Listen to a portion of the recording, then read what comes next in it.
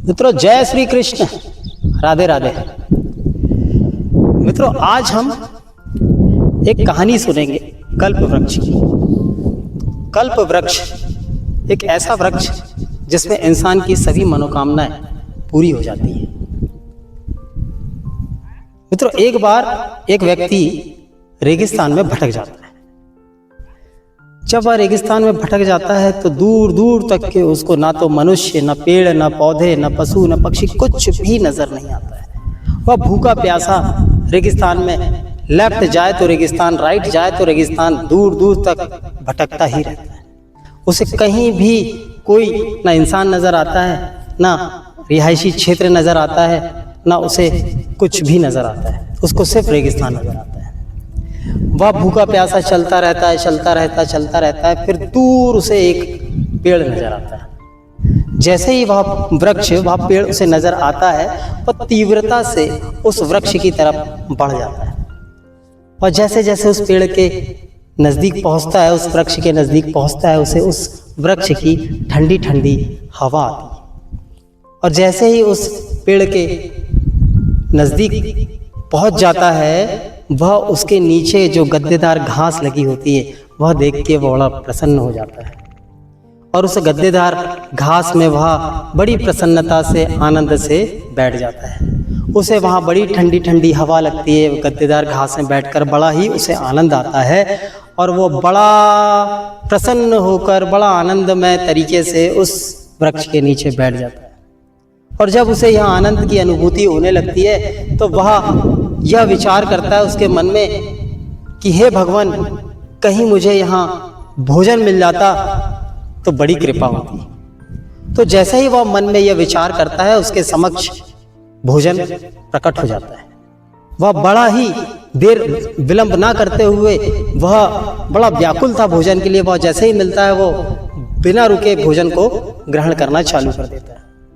और भोजन भरपेट समाप्त कर लेने के बाद वह तुरंत ही मन में ख्याल आता है कि हे भगवान, यदि मुझे थोड़ा पानी भी मिल जाता तो अति कृपा होती। तो जैसे ही वह मन में विचार करता है, उसके सामने पानी भी प्रकट हो जाता है। जैसे ही उसके सामने पानी आता है, वह पानी पी करके तृप्त हो जाता है। उसके बाद उसे कुछ मीठा लड्डू पेड़े खाने की इच्छा होती है। तो जैसे ही मन में विचार करता है कि उसके सामने लड्डू पेड़े भी प्रकट हो जाते हैं। तो जैसे ही वह लड्डू पेड़े खाता है, वह बड़ा प्रसन्न, बड़ा आनंदमय हो जाता है। जैसे ही वह खा करके तृप्त हो जाता है तो उसे आलस्य आ जाता है।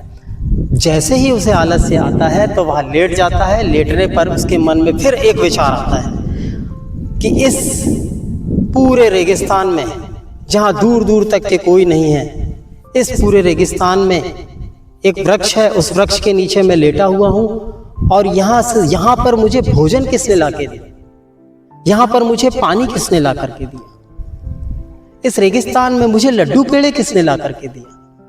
उसके मन में ये विचार चलता रहता है, वह यह सोचता रहता है। और फिर एक विचार उसके मन में यह आता है कि कहीं यहाँ पर भूत तो नहीं है। और जैसे ही वह यह सोचता है, वहाँ सही में उसके आसपास भूत का डेरा बन जाता है। भूत ही भूत दिखाई देने लगता है। अब उसके बाद जैसे ही उसके मन में ये विचार आता है, वह अगला विचार ये सोचता है कि कहीं ये भूत मुझे घेर ना ले।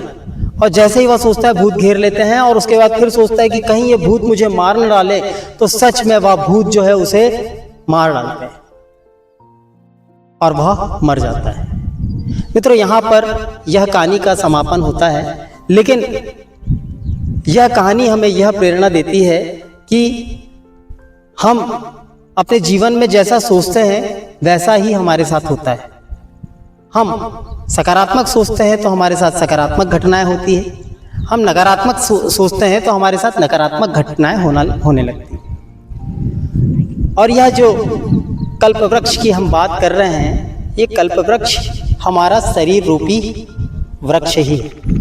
जैसे एक वृक्ष है वैसा हमारा शरीर।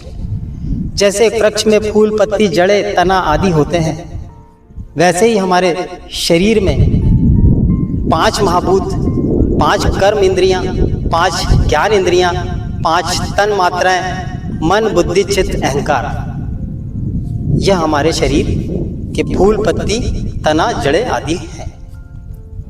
जैसे हम इस शरीर में रहते हुए सोचते हैं, यदि हम सकारात्मक सोचते हैं तो हमारे साथ सकारात्मक घटनाएं होती है, यदि हम नकारात्मक सोचते हैं तो हमारे साथ नकारात्मक घटनाएं होती हैं। इसीलिए अपने जीवन को सुखद बनाने के लिए, आनंदमय बनाने के लिए, मंगलमय बनाने के लिए आप सदैव सकारात्मक दृष्टिकोण रखें, सकारात्मक सोचें।